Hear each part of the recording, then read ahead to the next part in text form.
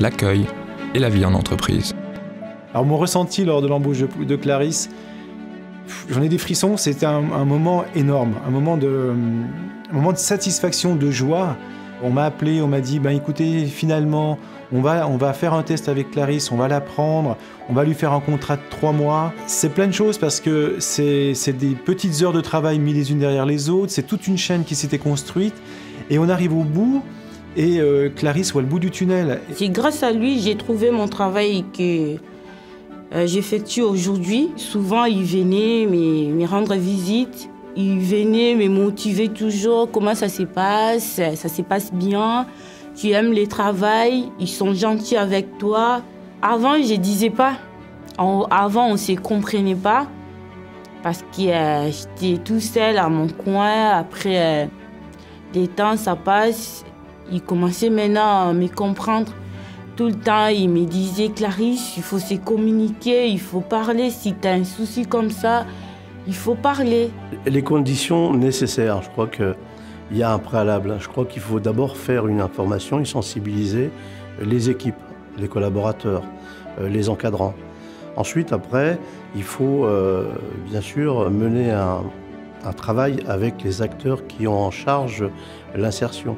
Et puis après, il faut les accueillir, bien les accueillir et faire en sorte qu'ils soient bien intégrés dans les équipes, quelles qu'elles soient. En entreprise, ça m'a, comment dirais-je, j'ai beaucoup amélioré mon travail. Comme maintenant, dans mon travail, je sais gérer, je fais faire tout, mon mise en place tout seul, sans mon chef. En plus, pour l'instant, c'est moi qui gère une petite équipe dans mon entreprise. Maintenant, je suis vraiment rassurée, je peux aller travailler ailleurs sans personne me soit derrière, me dit de faire ça. Maintenant, je dirais que je suis complète.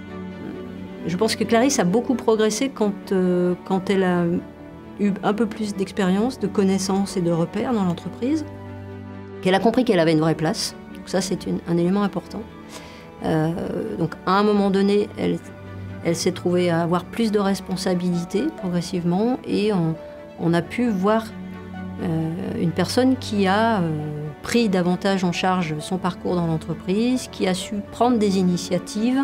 L'accueil des nouveaux collaborateurs est un moment essentiel dans la vie d'un salarié.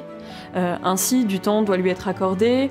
Souvent, on aime qu'il y ait un référent qui puisse lui faire des points réguliers pour qu'il s'améliore et ainsi intègre les codes spécifiques à l'entreprise. L'accompagnement du parrain ne s'arrête pas à l'embauche. Il faut que l'accompagnement, bien sûr, s'espace, mais il faut que l'accompagnement perdure. Une entreprise qui accueille des personnes de toutes origines culturelles a une richesse. La force des personnes d'origine étrangère, particulièrement des personnes migrantes, c'est leur fort potentiel d'adaptabilité.